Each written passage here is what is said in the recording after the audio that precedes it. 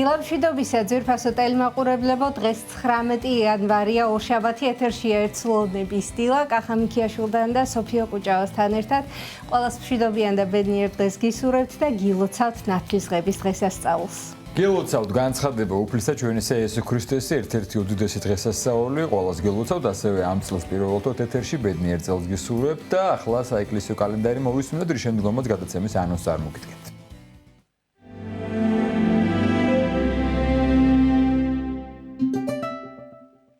19 იანვარს წმინდა მართლმადიდებელი სამოციქულო ეკლესია დღესასწაულობს უფლისა ღვთისა და მაცხოვრისა ჩვენისა იესო ქრისტეს ნათლისღებას.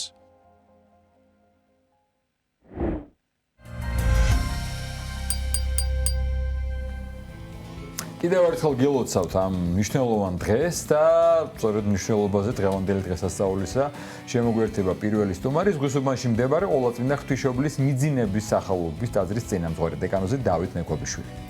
ახალ აღქმისეული სწავლების მიხედვით ნათლისღების შესახებ ვისაუბრებთ სტუმართან ერთად. გადაცემის მეორე ნაწილში შემოგვიერთდება თბილისის სასულიერო აკადემიისა და სემინარის პედაგოგი რევაზ მუჯირიშვილი.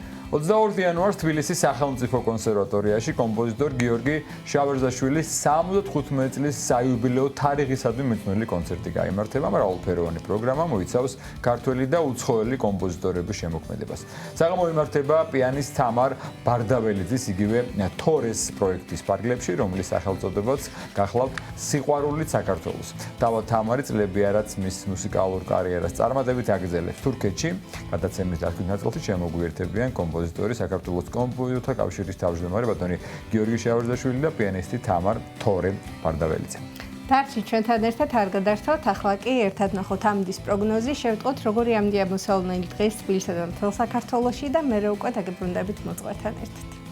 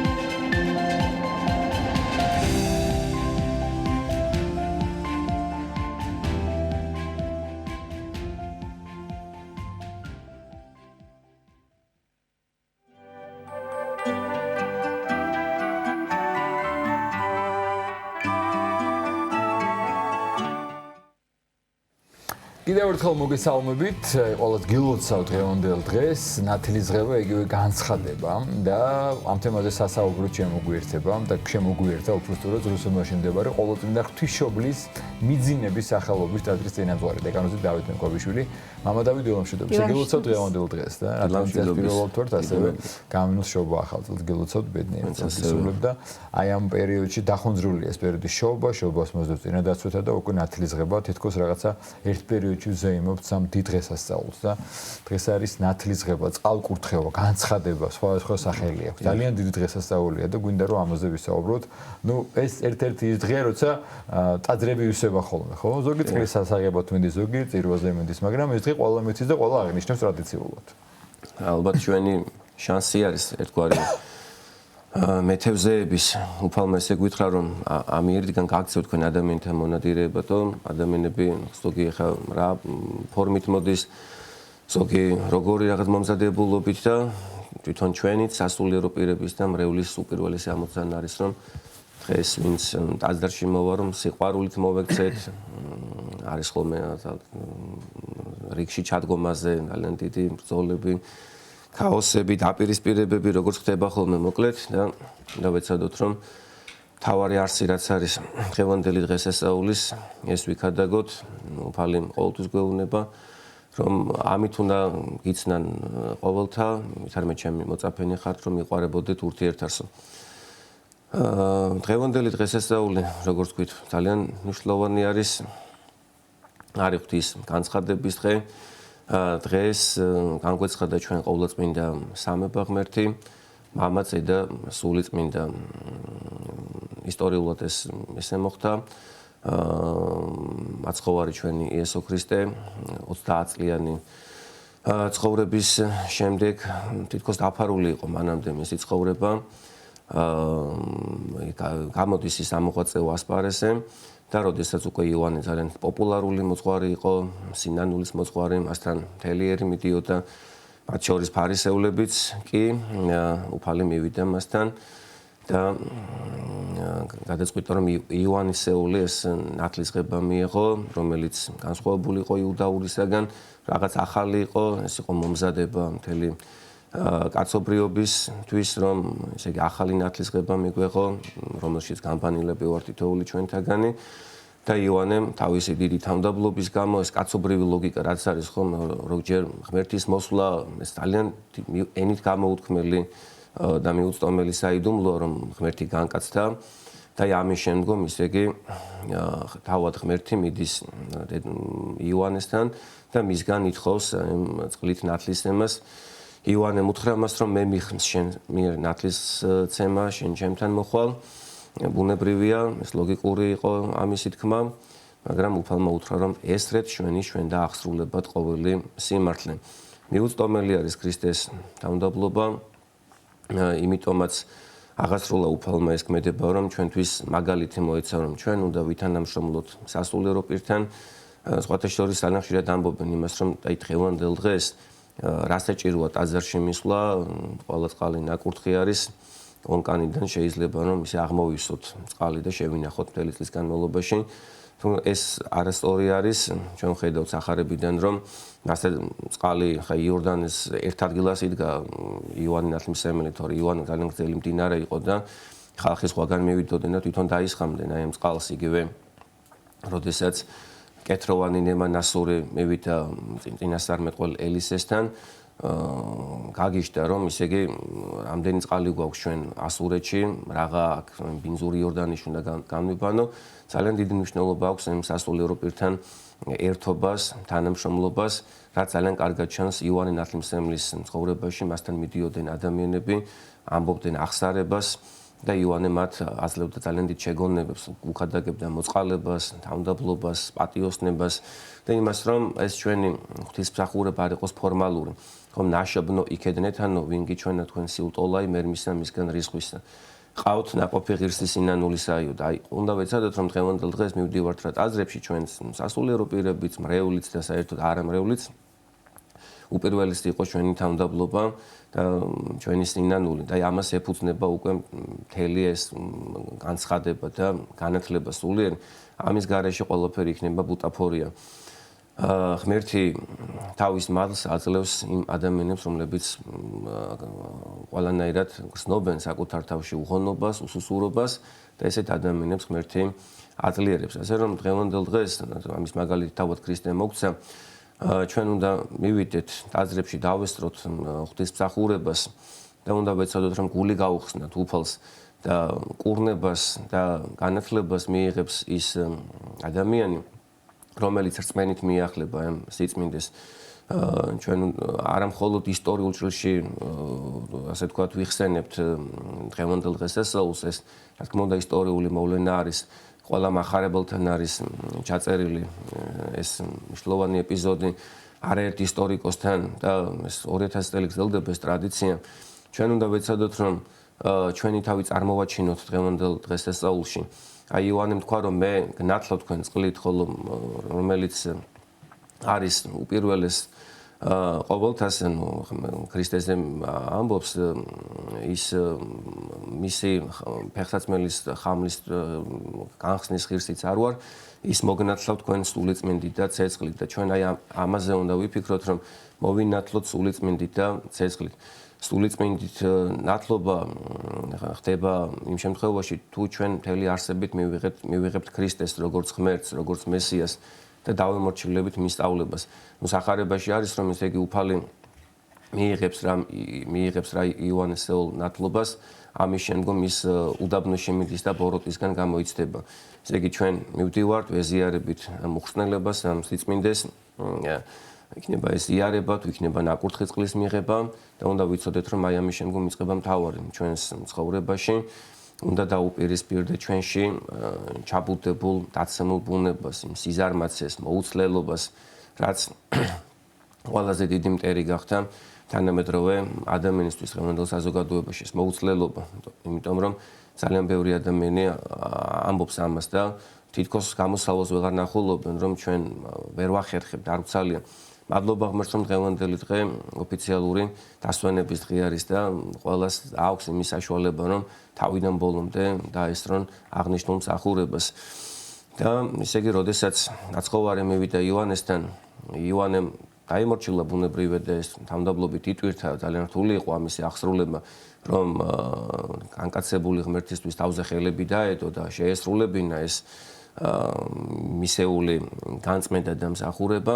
ჩვენ ხედავთ როგორ გაუჭირდა თავის დროზე ეს პეტრე მოციქულს, ქრისტემ როდესაც ფეხები დაბანა მოციქულებს, მაგრამ იოანე დაემორჩილა და როცა იოანემ წყლით მონათლა ქრისტე, ქრისტემ მონათლა სულიწმინდით და აი ეს არის ძალიან მნიშვნელოვანი რომ ისე იგი იოანე იყო რა პოპულარული ერში და თავად ფარისეულებიც კი მიდიოდნენ იოანესთან.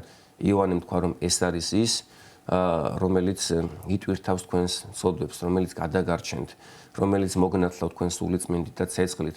ცეცხლით ნათლობა ნიშნავს იმას, რომ ჩვენ გვჭირდება დამწველობითი ძალა, რომ ჩვენი ცოდვები შეიწვა, ჩვენი ეს არასწორი და მანკიერი გამოვლინებები, ადამიანის დაბალანსება ძალიან რთული არის. ერთადერთი ვისაც შეუძლია ადამიანის დაბალანსება, როგორც ღვთის ხატად და მსგავსად შექმნილი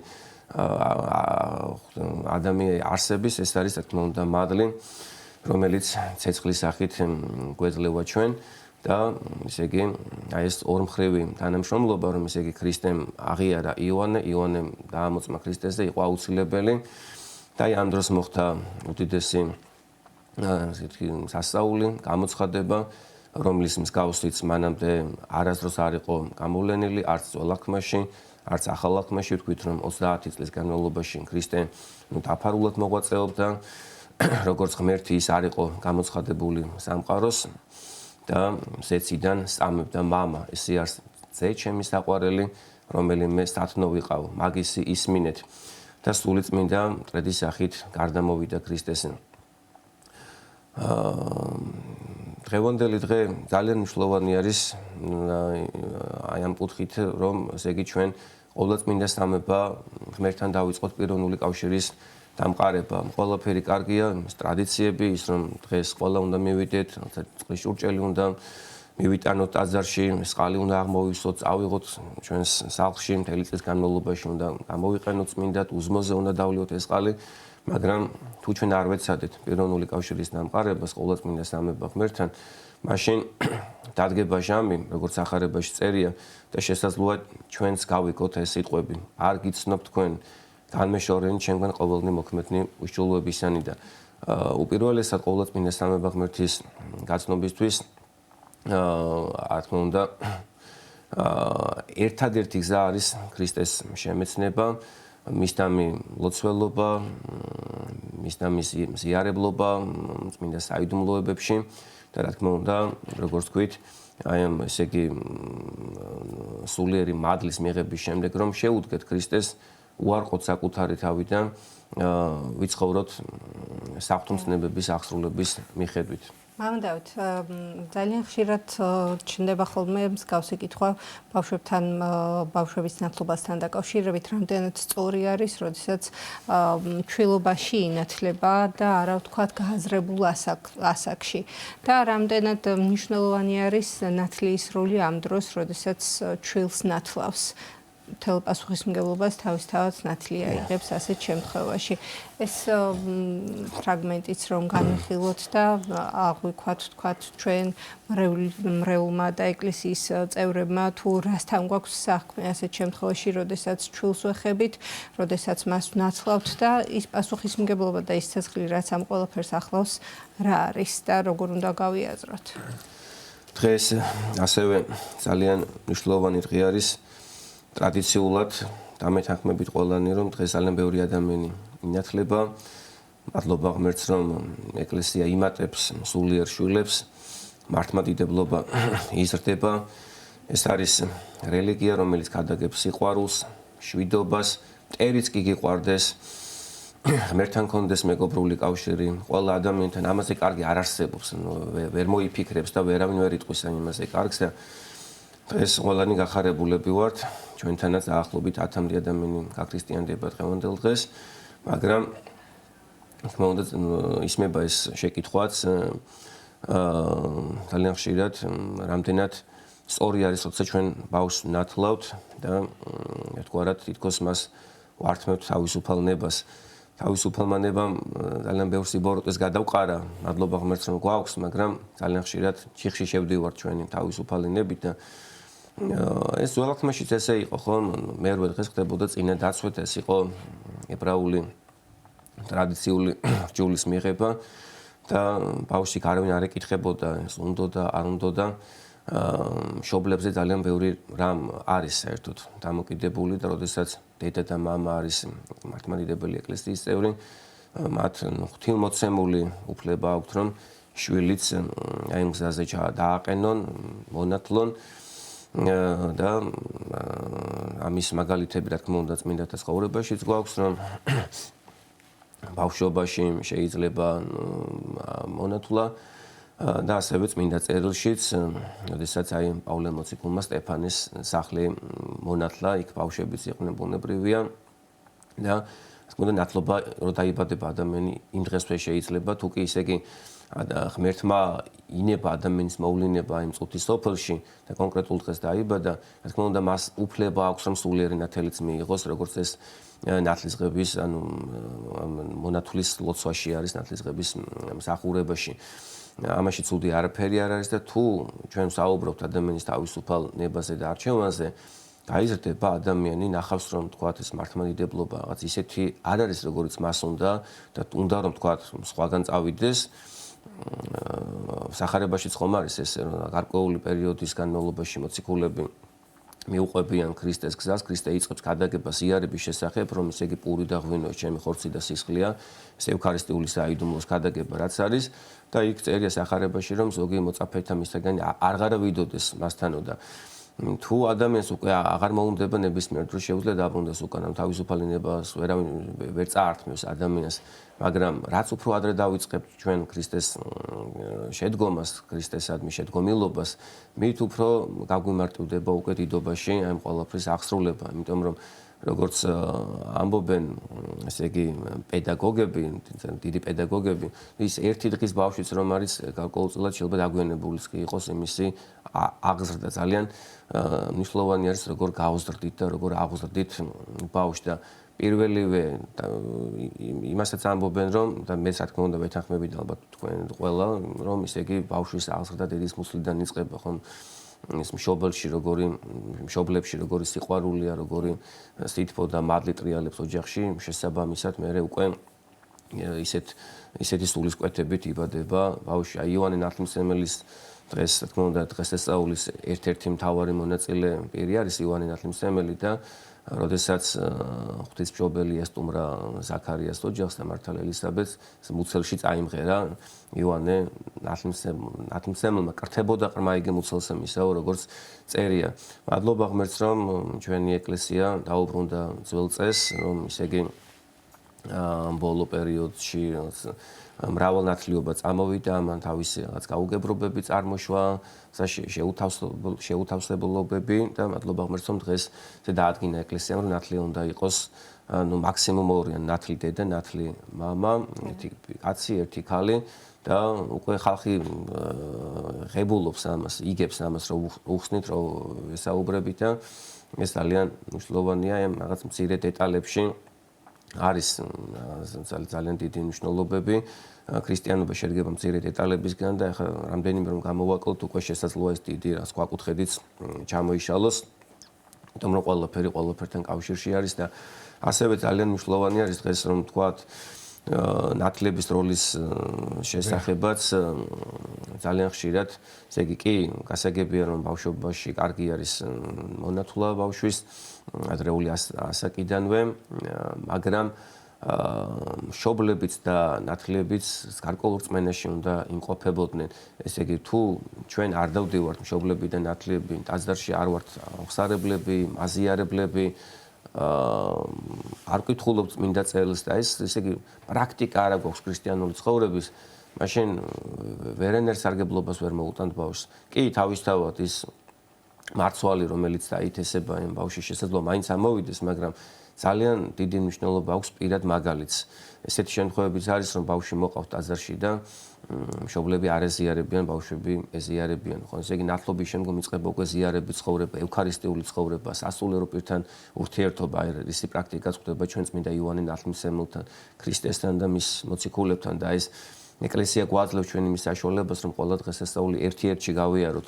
კი მოხდა ეს ყველაფერი 2000 წლის წინ, მაგრამ დღეს უფრო მასშტაბურად ხდება, დღეს უფრო გაცნობიერებულად ხდება, დღეს უმეცრებაში აღარ ვართ, ძალიან დიდი გამოცდილება გვაქვს და ეს მთელი ჩვენი დაცემები, რაც დაფიქსირდა ბიბლიაში, ეს ჩვენ ვიყავით იქ და ჩვენ უკვე გავიარეთ ეს გზა და მოვედით ამ დღევანდელ ბრწყინვალე დღემდე და შეგვიძლია ახალი ცხოვრება დავიწყოთ და აქვე ისიც ვახსენოთ მამდავით ძალიან ხშირად არის უხერხულობის საკითხი ხოლმე ნათლიობაზე უარის თქმა შეიძლება თუ არა და ალბათ ეს როდესაც ასეთი პასუხისმგებლობის საკითხი დგება ხომ უნდა გავიაზროთ კარგად რამდენად შევძლებთ ჩვენ შემდგომ ვიყოთ ღირსნი ვთქვათ ნათლიობის ტიტულის ასე ვთქვათ და რამდენად სწორად გავაგრძელებთ შემდგომ ჩვენს ამ ღვაწლს დიახ, ეს არის ძალიან დიდი პასუხისმგებლობა, ხა თუ მარტო ერთი, ვთქვათ, მაქსიმუმ 1 საათი გრძელდება ხომ ეს მსახურება, ნათლობის მსახურება და ნუ ნათლია ხა ჯვარს ის შეიძენს თავისი ნათლულისთვის, პირსახოცი იქნება თუ სანთელი იქნება და რაღაც ეს მზრუნველობა თავიდანვე ჩანს ნათლიაში და ნათლია მზად არის ამ ყველაფრისთვის მით უმეტეს ჩვენს ქართულ რეალობაში.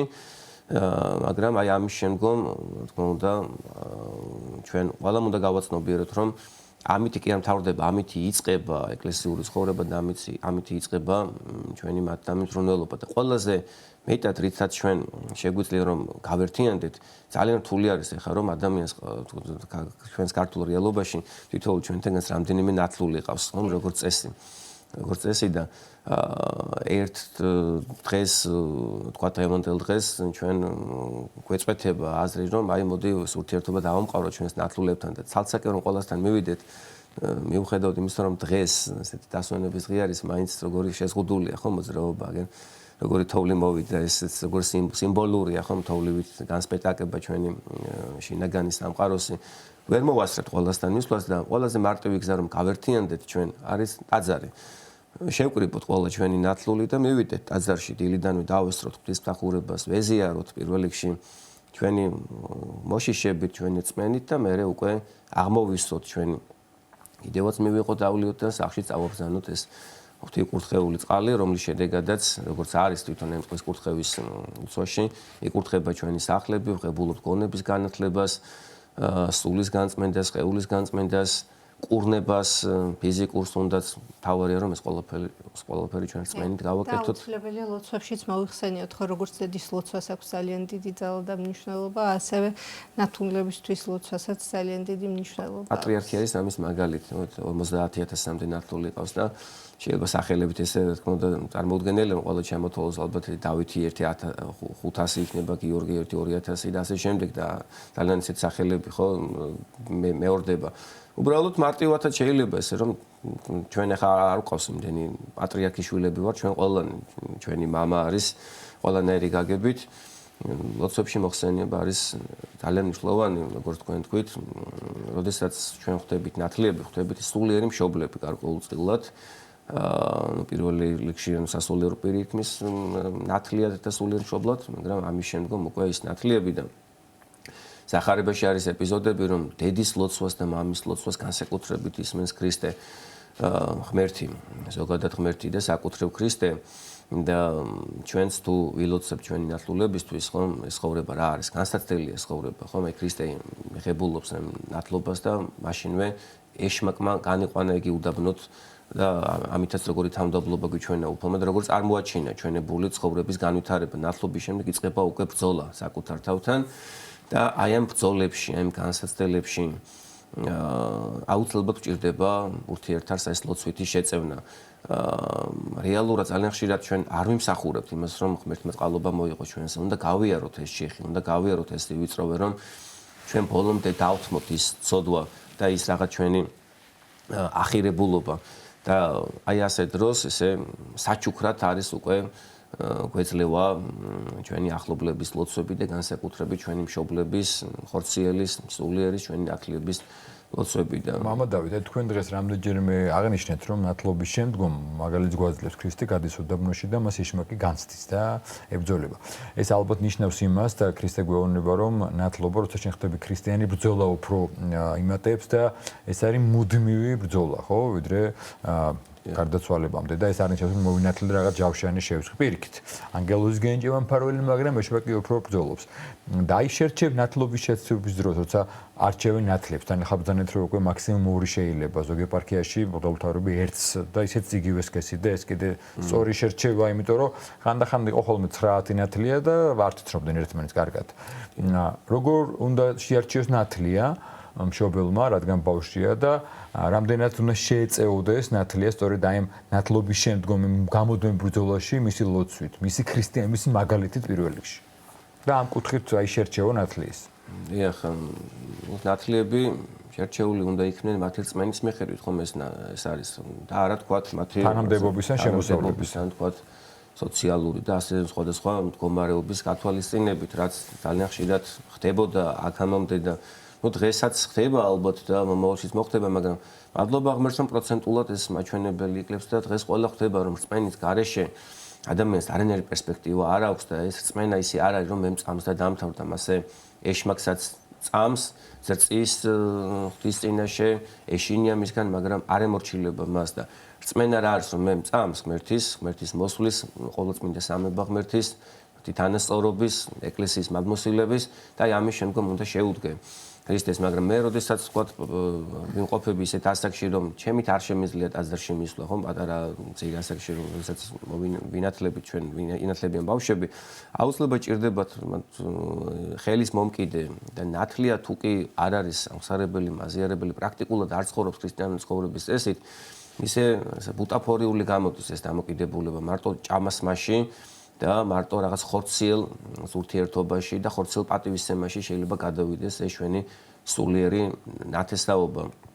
ასე რომ, როდესაც ხდება ნათლიის შერჩევა, აუცილებლად უნდა გავითვალისწინოთ ის, რომ ისინი რამდენად არიან დედა ეკლესიის წევრები რამდენად ყავთ მათ მოძღვარი და აი ის რაც გზასაც გადიან რამდენად შეუძლიათ რომ ეს გზა უკვე მათ ნათლულს მოკინონ ხელი და გაატარონ იგივე გზა.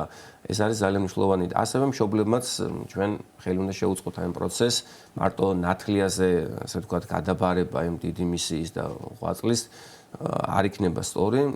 ჩვენც რა თქმა უნდა შეუდგეთ ქრისტესთან, როცა ესე ოჯახებით გავერთიანდებით და ტაძრებში ვიქნებით, გვეყოლება მოძღვარი, ამითი ყველაზე მეტად გავერთიანდებით ქართველიერი და ის დაპირისპირებები დღეს რაც ხდება, რომ აი ამდენად რავით ძალიან ბევრ ნაწილად ვარ დაყოფილები, რაც რა თქმა უნდა მტრის უპირველესი ამოცანა არის რომ დავქსაქსოს და დავყოს, ესე აღარ იქნება და ხვალინდელი დღე უკეთესი იქნება ნამდვილად. დიდი მადლობა საუბრისთვის გილოცავთ კიდევ ერთხელ. სულისუბანში მდებარე ყოვლადწმინდა ღვთისმშობლის მიძინების სახელობის ტაძრის წინამძღვარი დეკანოზი დავით მეკვებიშვილი ნათლისღების მნიშვნელობაზე გვესაუბრებოდა. 9 საათი ერთად აღვავნოთ უფლისადებელი ლოცვა და დაგებრუნებთ გადაცემის სხვა სტუმრებთან ერთად დაგველოდეთ. დიდება მაღალთაში ნომერცა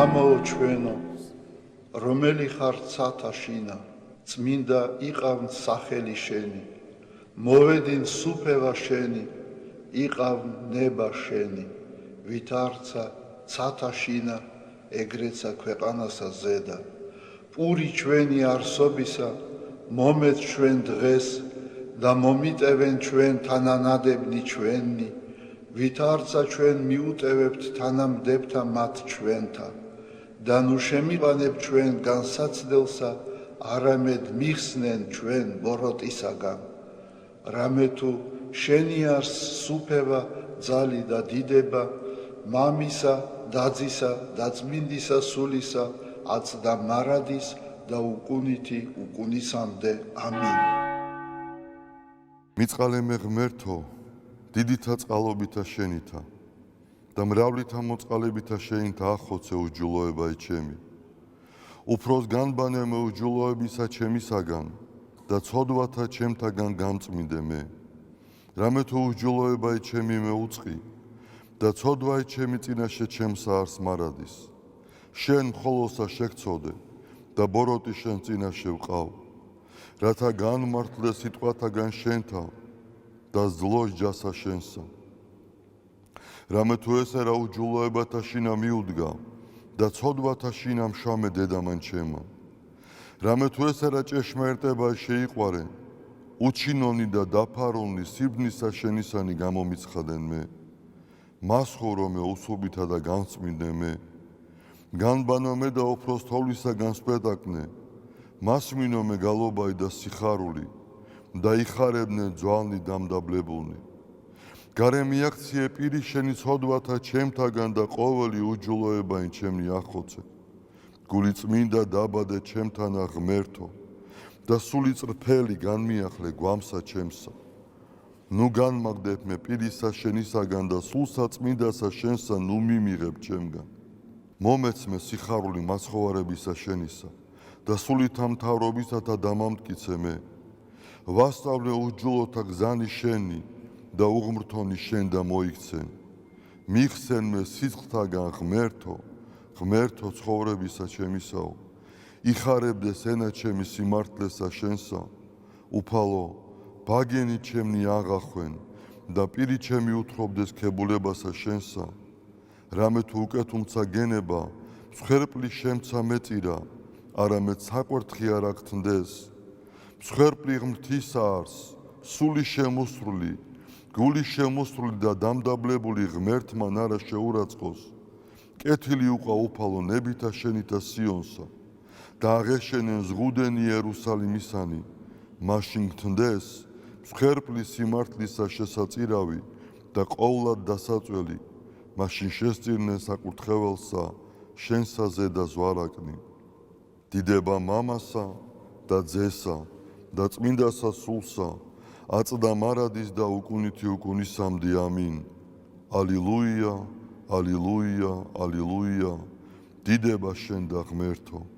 ალილუია, ალილუია, ალილუია, დიდება შენ და ღმერთო. ალილუია, ალილუია, ალილუია, დიდება შენ და ღმერთო ჩვენო, დიდება შენ და. ღვთისმშობელო ქალწულო გიხაროდენ, მიმადლებულო მარიამ უფალი შენთანა, კურთხეულ ხარ შენ დედათა შორის და კურთხეულ არს ნაყოფი მუცლისა შენისა, რამე თუ მაცხოვარე გვიშევ სულთა ჩვენთა. უფალო დიდება შენ და გადაარჩინე და გამთლიანე საქართველო. უფალო დიდება შენ და გადაარჩინე და გამთლიანე საქართველო. უფალო დიდება შენ და გადაარჩინე და გამთლიანე საქართველო.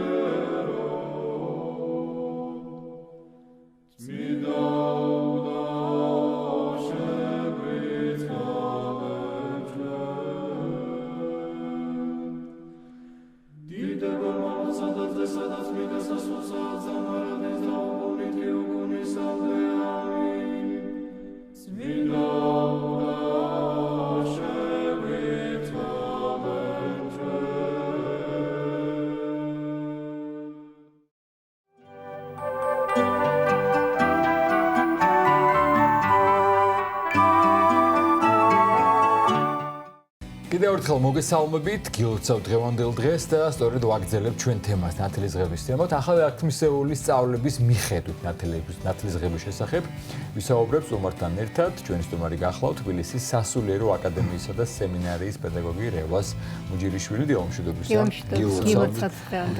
მოძღვართან საუბრობდით, ვინც გიყურებდა დილიდან და მამა დავითმაც განმარტა ცხადია და სხვა აქცენტები გააკეთა. ჩვენ უფრო გავაკეთეთ ნათლიანთლობაზე აქცენტები, ცხადია მანაც ისაუბრა ნათლისღების მნიშვნელობაზე.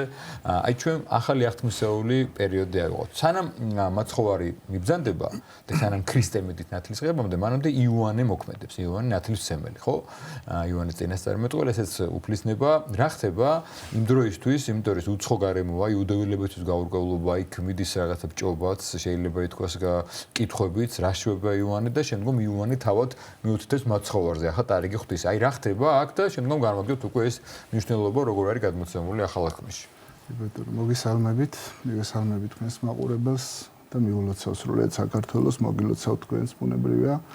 დღევანდელ დღესასწაულს, იმიტომ რომ ეს არის განსაკუთრებული თავისი შინაარსით, თავისი ისტორიით, განსაკუთრებულობას მისას ერთი მნიშვნელოვანი დეტალი ხაზს უსვამს, რომ ეს არის ერთადერთი საიდუმლო, რომლის გარეშეც ფაქტობრივად ვერ მოხდება ვერანაირი საიდუმლოების ცხოვრებაში მონაწილეობის მიღება. ეს არ არის ყველაზე აღმატებული საიდუმლო ბუნებრივია შინაარსობრივი თვალსაზრისით, მაგრამ ეს არის ერთადერთი, როგორც თქვი, რომლის გარეშეც ვერ იმოქმედება დანარჩენი. თავი საშუალება შეიძლება ასე ვთქვათ. წმინდა გრიგოლ ღვთისმეტყველი სხვათა შორის ამას უწოდებს, ეს არის ეტლი ღმრთისაკენ. ანუ ეტლი ადამიანი, რომელიც შედგება საბრძოლველად და მიემართება და ერთადერთი მიზანი არსებობს, ეს არის ღმერთთან მსრბოლობა და ამ საიდუმლოს გარეშე, იმიტომ რომ კი არის უდიდესი საიდუმლოებები, ბუნებრივია უდიდესი დღესასწაულები, მაგრამ თუ არ გახდა ადამიანი ეკლესიის წევრი, ბუნებრივია ვერც ერთ მათგანში მონაწილეობას ვერ მიიღებს.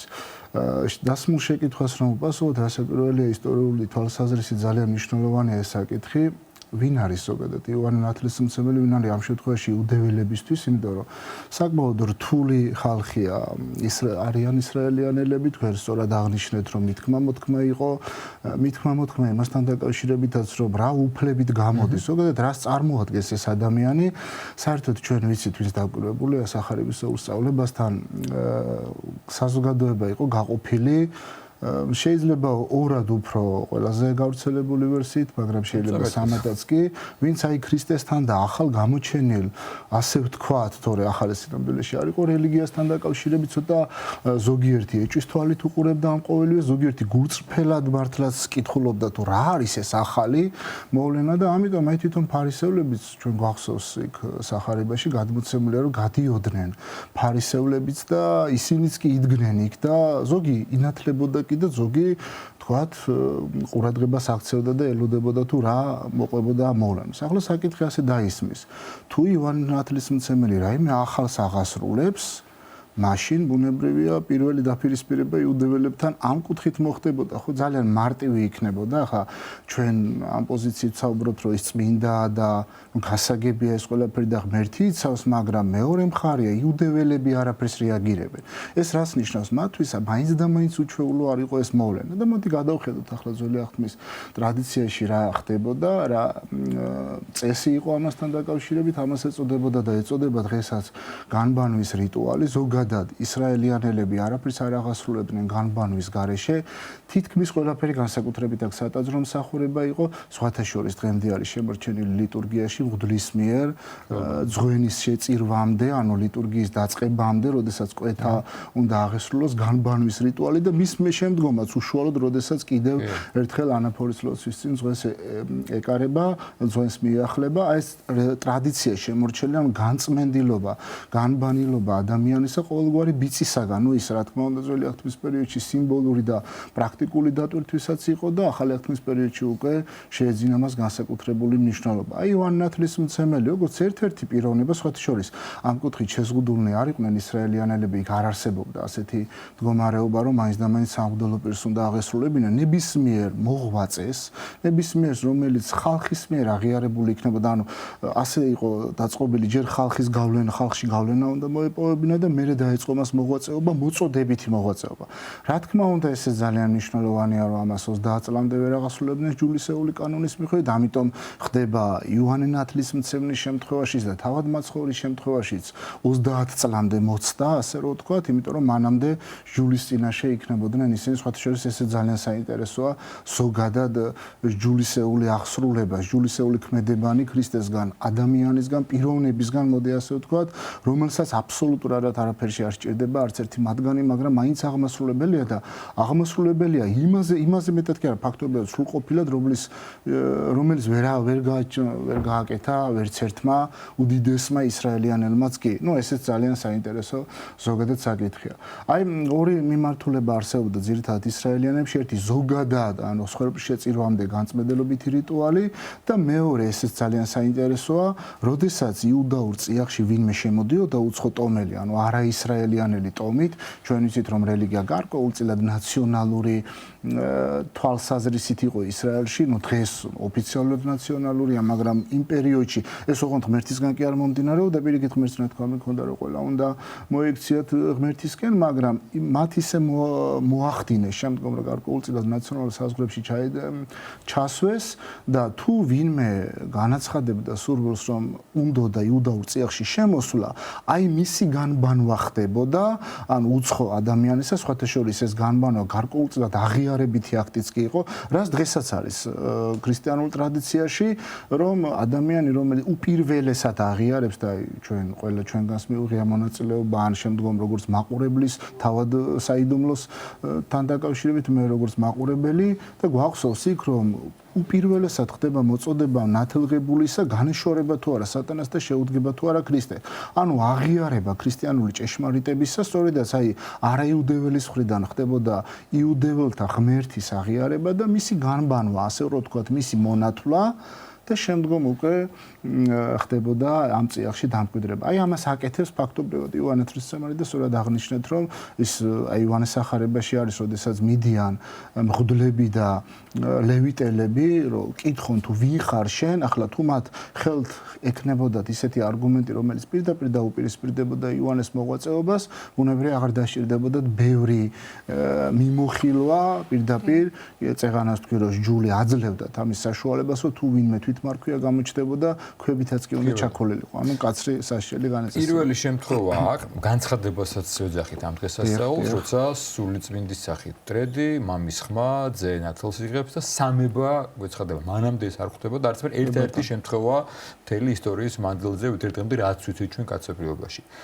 როგორ განიმარტება, რატომ მაინდა-მაინც მაშინ და იქ და იმ დროს ხდება განცხადება? სხვათა შორის ტერმინოლოგია ზოგადად ძალიან საინტერესოა, სხვა მხრივად საინტერესოა, მით უმეტეს თუ ჩვენ გავიხსენებთ, რომ ქართულ საეკლესიო ტრადიციაში შემორჩენილი ტერმინი სახელწოდება ნათლისღებარი ერთადერთი ანალოგი ფაქტობრივად არ იძებნება. ძალიან ბევრი მნიშვნელოვანი შესატყვისი გვაქვს ჩვენ, უფრო მეტად გავრცელებულია ბერძნულიდან მომდინარე ბაპტისმა, უფრო წყალში შთაფლას გულისხმობს, აი ნათლისღება რაც არის ქართულში დამკვიდრებული, ეს დღესდღეობით არ გვხვდება არცად. არ ვამბობთ, რომ სხვათა შორის არის ხოლმე ხანდახან ინტერნეტ სივრცეში ესეთი სტატიებიც დაწერილი, უცხოელთაგან სამწუხაროდ ქართულთათვის ცოტა ისეთი არასახარბიელო ისტორიებიც კი წარმართობასთან დაკავშირებული. რა თქმა უნდა, ეს სიცრუე პირიქით, მეცნიერული თვალსაზრისით ეს კონკრეტულად ეს ფაქტი ხას უსვამს, რომ საქართველოს ქრისტიანულ წიაღთან კავშირი ჰქონდა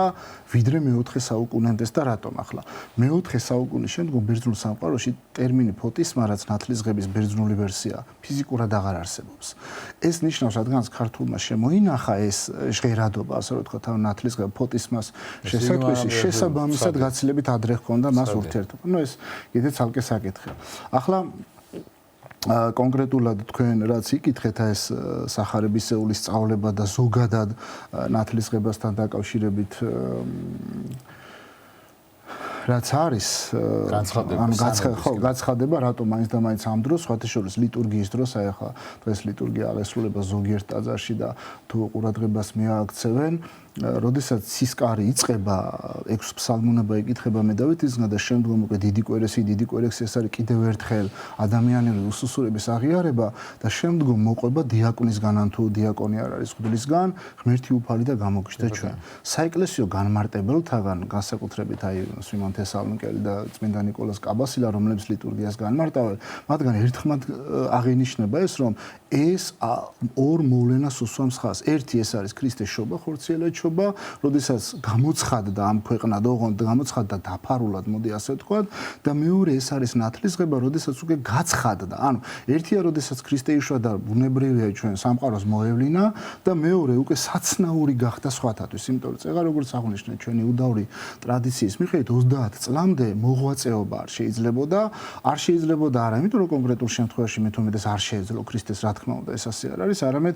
ჯულისეული წესის მიხედვით არ იყო დასაშვები ამიტომ როდესაც ქრისტე იწყებს მოღვაწეობას უკვე და ის არის საკუთარ თავში განმაცხადებელი ერთადერთი ჭეშმარიტი ღმერთისა ბუნებრივია ამ დროს ხდება უკვე სამების გამოცხადება პირველი ასე რომ ვთქვათ აშკარა გამოცხადება ახლა სიმბოლოები აქვს ძალიან საინტერესო ზოგადად რას ნიშნავს ეს ვთქვათ ზეცის განხმა და მამის ხმა რას ნიშნავს სულიწმინდის გარდამოსვლა ბუნებრივია ეს გარდა იმისა რომ ამ განცხადებას უკავშირდება ამის გარდა თითოეულ მოვლენას აქვს თავისი სიმბოლური კავშირი მაცხოვარი ჩვენ ვიცით სახარებისეულად რომ ის ამოდის წყლიდან შთაფლული იყო და შემდგომ ამოდის და სიმბოლურად გრიგოლ ღვთისმეტყველის სიტყვებს დავემოწმები რომ აღნიშნავს ადამიანთა აღმოყვანას წინასახეობ ანუ ადამიანთა ამოხსნას ჯოჯოხეთური ქვესკნელის ტყვეობისაგან ხოლო ცის განხმა ცის გახსნა მოასწავებს იმას როდესაც ადამიანმა დახშო კარი სამყაროსათვის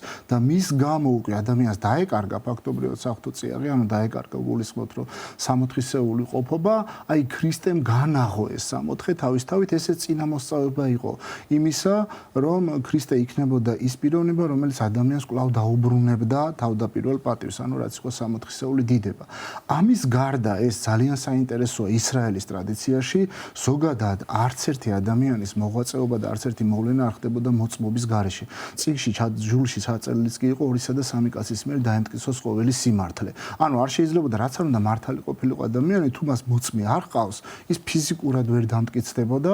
ამიტომ ნახეთ ახლა ქრისტეს მოღვაწეობა უნდა დაიწყოს. ხო, მან ნათელი იყო, ეს ნათლისღება ფორმალურია, ქრისტესთან დაკავშირებით ფორმალურია, მან უნდა დაიწყოს მოღვაწეობა, მაგრამ რამ უნდა დაამტკიცოს მისი ეს მოღვაწეობა? გასაგებია იოან ნათლისმცემელი შემდგომ ამაზე საუბრობს, რომ აი ჩემ და ჯერ არს მოკლებად, ხოლო მის აღორძინება და მისკენ მიდრე კოდექსს, მაგრამ აი მამისეული, ანუ ღვთისეული დამოწმებაა საჭირო, ამიტომაც ზეციდან ხმა რომ ეს არის ზეჩემი საყვარელი, რომელიმე სათნო იყავ მაგის ისმინეთ, აი ეს არის სხვათაშორის ეს სათნო იყავს, ამას განმარტავენ, ახლა ჩვენ ვიცით რომ ყოვლადწმინდა სამპიროვანი ერთი ღმერთი, ბუნებრივია თანასწორნი არიან, ასე რომ თანასწორია ღმერთები და ყოველივე აბსოლუტურად ყველაფრით მარტო პირებით არიან გამოვნებით განსხვავებულნი, თითქოს რაში სჭირდება რაიმე მოწმობა თავად ღმერთს, მაგრამ აქ ჯერ ერთი კაცებას განეკუთვნება ეს მოწმობა და მეორე, ანუ ამით დამტკიცებულია ღმერთისგანვე, რომ ქრისტესთან დაკავშირებული ყველა მოვლენა, რაც შემდგომში აღსრულდება,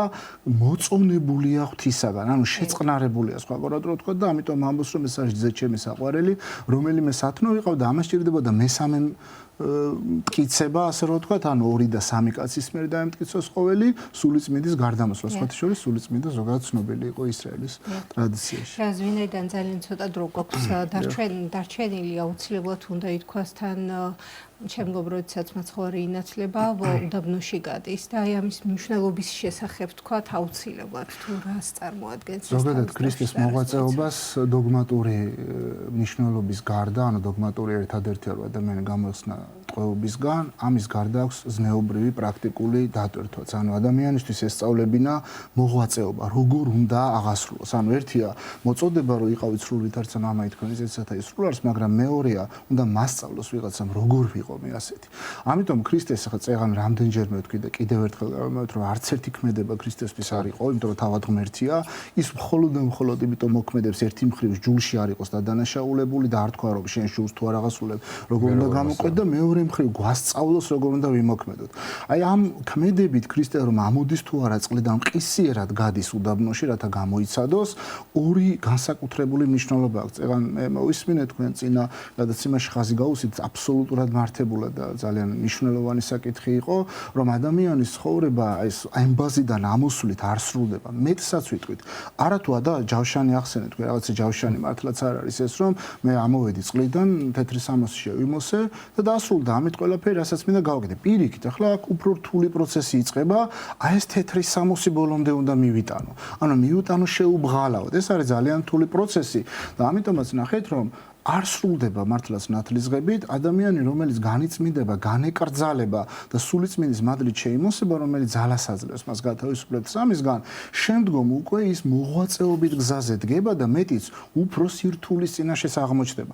ეს არის ფაქტობრივად ბრძოლის გამოცხადება ეშმაკისადმი უკვე. ანუ მანამდე თუ მე ვიყავი ასეთ პოზიციაზე, ზოგადად ნათლისღებამდე ადამიანი არის თავდაცვის პოზიციაში, ის განელტვის ბოროტებას, ნათლისღების შემდგომ რამდენადაც გასაკვირი არ უნდა იყოს, პირიქით აქეთ გადადის იერიშზე. იმდენად ძალმოსილი ხდება ის, რომ აქეთ, ოღონდ ეს აქეთ იერიშზე გადასვლა საკმაოდ რთული პროცესია და ბუნებრივია ქრისტე ამით გვეუბნება, რომ ახლა კიდევ უფრო რთული ცხოვრება იწყება, შენს ან რთული ეტაპი შენს ცხოვრებაში, იმიტომ რომ გიწევს კვეთება, მანამდე ისედაც ასეა, ეშმაკი უკვე აღარ აქცევდა განსაკუთრებულ ყურადღებას, რომ ისედაც არ იყო ქრისტესი, ხოლო როდესაც ქრისტესი ხდება ადამიანი, მაქსიმალურად ცდილობს, რომ წარსტაცოს მას და ეს არის სწორედაც უდაბნოში გასვლა ადამიანის გამოცდილება, გამოცდილება ჩვენ ეპისტოლეებში არაერთ გზისა გვაქვს აღნიშნული, რომ გამოცდილება ადამიანს უდიდეს პატივს შესძენს, ან უდიდეს ბრძოლის უნარიანობას მოახვეჭებს ჭებინეს და ის უკვე აი ამ გზაზე უკვე წმინდა და სპეტაკად წარდგება. დიდი მადლობა ესეთი საინტერესო განმარტებისთვის. თბილისის სასულიერო აკადემიისა და სემინარიის პედაგოგი რევაზ მოჯერიშვილი გვესაუბრებოდა ნათლისღების მნიშვნელობაზე. მცირე ვიდეორგოლის შემდგომ კვლავ დაგიბრუნდებით გადაცემის სტუმრებთან ერთად.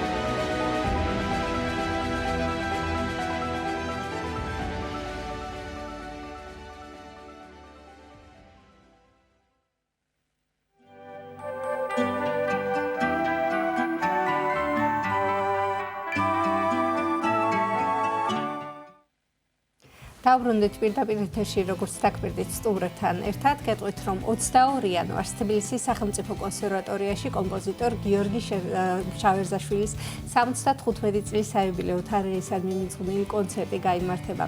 მრავალფეროვანი პროგრამა მოიცავს ქართველი და უცხოელი კომპოზიტორების შემოქმედებას და საღამო იმართება პიანისტ თამარ ბარდაველიძის იგივე თორეს პროექტის ფარგლებში, რომლის სახელწოდებაც გახლავთ სიყვარულით საქართველოს.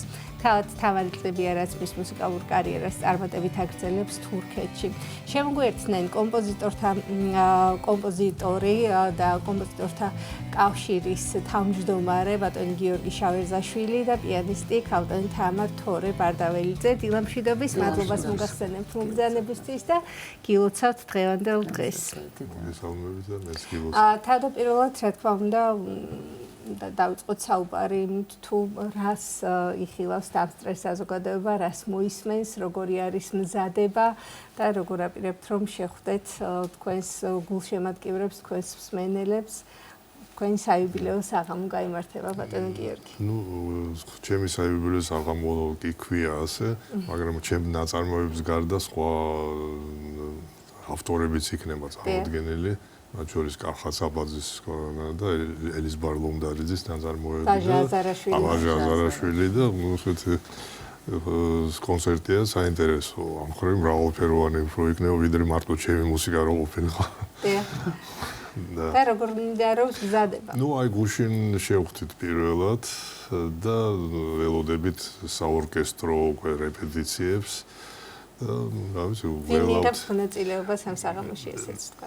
ესე იგი, ამ საღამოში მიიღებს მონაწილეობას ოპერის სიმფონიური ორკესტრი, ესეთი კამერული შემადგენლობით, დირიჟორი რევას ჯავახიშვილი. და შემდეგ ქალბატონი თამარი შეასრულებს ჩემს ერთ-ერთ კონცერტს საფორტეპიანოს.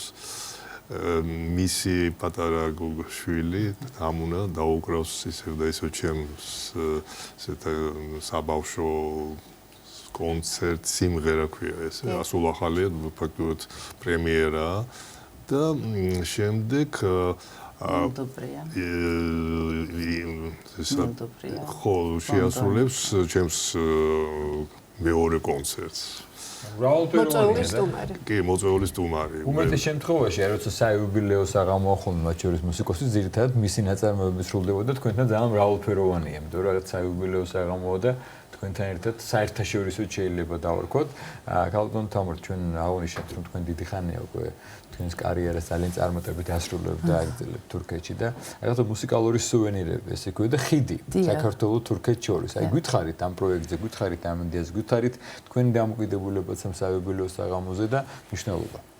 მე როგორც საზღვარგარეთ, ასე ვთქვათ, მოღვაწე, როგორც ემიგრანტი, სულ მაქვს ეს მონატრება ჩემი ქვეყნის და მინდოდა რომ შემევსო ან და გამეკეთებინა რაიმე, თუნდაც ძალიან მცირედი ქვეყნისთვის და გადავწყვიტე რომ ჩემი პროფესიიდან გამომდინარე, ალბათ ყველაზე კარგი ვარიანტი არის ის, რომ მე თვითონ შევასრულო ქართული მუსიკა და ჩემ მოსწავლეებს რეპერტუარში სისტემატური სახე კონდეს, რომ კონდეთ ქართული ნაწარმოებები, მაგრამ მარტო თურქეთში შეასრულები რაღაც ისე ვერ დაკმაყოფილდი, ამიტომ კომპოზიტორთა კავშირის მხარდაჭერით პირველად 2019 წელს ბატონი ვაჟა აზარაშვილი მაშინ ცოცხალი იყო და ისიც მხარს გვიჭერდა გავაკეთეთ პირველი პროექტი კომპოზიტორთა კავშირში. წარმატება ხვდა ამას, დავარქვით სიყვარულით საქართველოს და იმის მერე უკვე მეხუთე შემთხვევა, ასე ვთქვათ, მეხუთე პროექტია.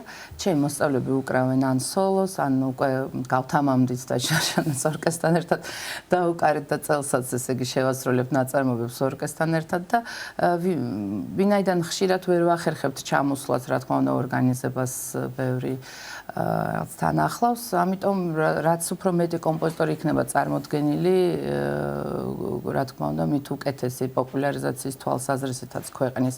ამას მარტო საქართველოში არა, მე მაქვს გასვლითი პროექტები სხვადასხვა ქვეყნებში.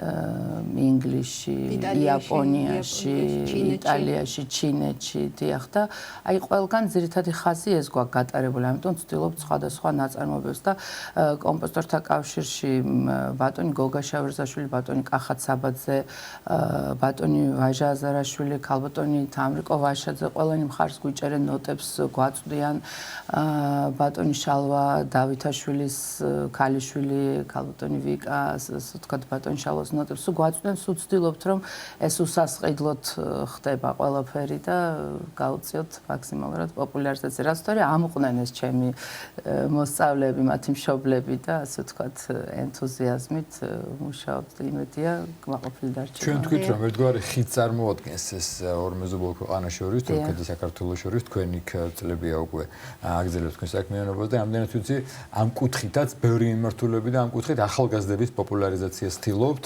და ამითაც რომ გააცნოთ დაუშვათ ერთმანეთს ორი ქვეყნის კულტურა. დიახ, ზოგადად ალბათ კლასიკური მუსიკა რაღაც შედარებით ისე მეორე პლანზე თითქოს გადავიდა ძველ დროსთან შედარებით, ასე ვთქვათ, ჩვენი უფრო ბავშვობის წლებთან შედარებით, ამიტომ მაგრამ მე ვფიქრობ, რომ მაინც ასე ვთქვათ, სულიერი განვითარებისთვის, მენტალობისთვის, ჯანმრთელი მენტალობისთვის ვფიქრობ, მაინც კლასიკური მუსიკა მით უფრო შემსრულებლობა ძალიან მნიშვნელოვანია და ამიტომ ხო, ჩემი მოსწავლეები არიან სხვადასხვა ასაკის პატარა ან მოზარდები და ვფიქრობ, რომ სწორედ აი ამ ადრეული ეტაპიდან ამისი ჩანერგვა და შეყვარება შესრულების სხვადასხვა ეპოქის, სხვადასხვა ქვეყნების კომპოზიტორების გაცნობა ძალიან მნიშვნელოვანია და რაც შემიძლია.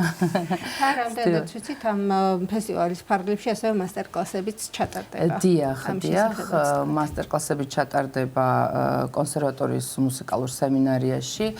ღვაწლმოსილი პროფესორი ალექსანდრე გარბერი, რომელიც გახლდათ ჩემი პროფესორი კონსერვატორიის წლებში, როდესაც ვსწავლობდი, ის ჩაუტარებს მასტერკლასებს ჩემს მოსწავლეებს, ასევე გვექნება ესე იგი შემდგომ რეპეტიციები, როგორც ბატონმა გიორგი მბრძანა ორკესტრთან ერთად, როიალთან რეპეტიციები და ჩამოდის ჩემი კოლეგა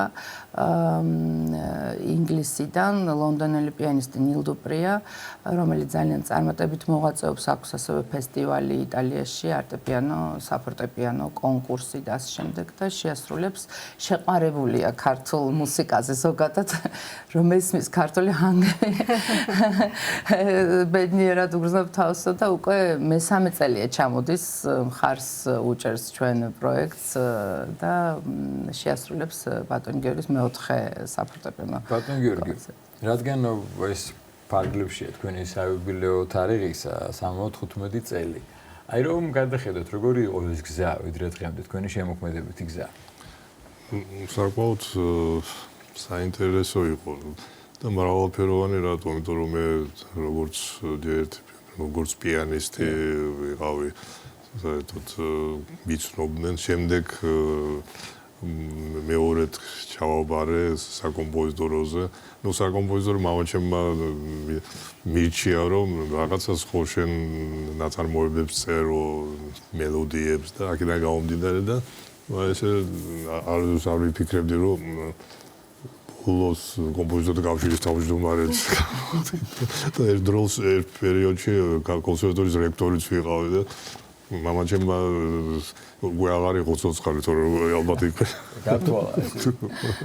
რამდენად მნიშვნელოვანია ბატონ გიორგი ახალგაზრდებში, რომ ესე ფესვი გაიდგას ქართულმა მუსიკამ და შემდგომ ხელი შეუწყონ მის პოპულარიზაციას და ფაქტობრივად ჩვენ ქვეყნის ელჩები იყვნენ სხვადასხვა ქვეყანაში. ნუ ძალიან მნიშვნელოვანია, იმიტომ რომ ქართული მუსიკა ძალიან კარგია. ძალიან რა ვიცი, ხალხური მუსიკა ხომ მე მგონი ეს მსოფლიოში ბადალი არ აქვს და აქედან გამომდინარე ჩვენი კომპოზიტორებიც რაღაც აუბეს ძალიან და აღარ დავასახელებ ისეთი გვარები, რომლებიც არიან უკვე მსოფლიო მნიშვნელობის და აი ბოლოს უკვე აზარაშვილი ძალიან გავრცელდა იაპონია, რაღაც ყველგან უკრავენ სიამოვნებით ევროპაში და ეხლაც ესე და მივესალმები იგივე კახა საბაძეც ხომ წერს რომ აი ჩემი მუსიკა ნიუ-იორკში და მე წეროვანი და ასე შემდეგ და ხო და ძალიან მისასალმებელია და სასიხარულოა და ძალიან დიდი მადლობა ქალბატონ თამარს რომ ესე ეწევა ესეთ რა ვიცი შრომას და რა ვიცი სიყვარულით ეს რა ვიცი ეს ნიშნავს იმას როგორც ქალბატონო თამარ მაგნიშნე რომ გაგრძელდება კიდე ეს პროექტი და ყოველწელს თქვენი ხელშეწყობით და ძალიან მნიშვნელოვანია. მადლობა გვინდა გადაგიხადოთ მობრძანებისათვის კიდევ ერთხელ გილოცავთ და ამ საიუბილეო თარიღს და გისურვებთ წარმატებებს ჯერა რომ ძალიან სასიამოვნო ჩაავლის კონცერტი და მე შევახსენებთ მაყურებელს საქმე ხომ თუ როდის და სად იმართება. ესე იგი კონცერტი ტარდება კონსერვატორიის მცირე დარბაზში გრიბოედოვის 8 ნომერში 5 შაბათს 22 იანვარს საღამოს 7 საათზე. გელით ყველას ვისაც გიყვართ ქართული მუსიკა. წარმატებებს გისურვებთ და მადლობას მოგახსენებთ მობრძანებისთვის. შეგახსენებთ სტუდიის სტუმრები გახდნენ კომპოზიტორი საქართველოს კომპოზიტორთა კავშირის თავმჯდომარე გიორგი შავერზაშვილი და პიანისტი ქალბატონი თამარ თორე-ბარდაველიძე. კიდევ ერთხელ გილოცავთ ნათლისღებას, ვიდრე დაგემშვიდობებოდეთ, გეტყვით რომ 10 საათზე საზეიმო მსახურება დაიწყება სამების საპატრიარქო ტაძარში და ჩვენ პირდაპირ ეთერში შემოგთავაზებთ ტრანსლაციას და აქვე მადლობას ვუხდით საზოგადოებრივ მაუწყებელს, რომელიც გვაძლევს ამ სიგნალს, რომ პირდაპირ ეთერში ჩვენ თართაც გავიდეს საღვთო ლიტურგია. ყველას კიდევ ერთხელ გილოცავთ დღევანდელ დღეს და მომავალ შეხვედრამდე გემშვიდობებით. მადლობას გიხდით ყურადღებისთვის. ნახვამდის.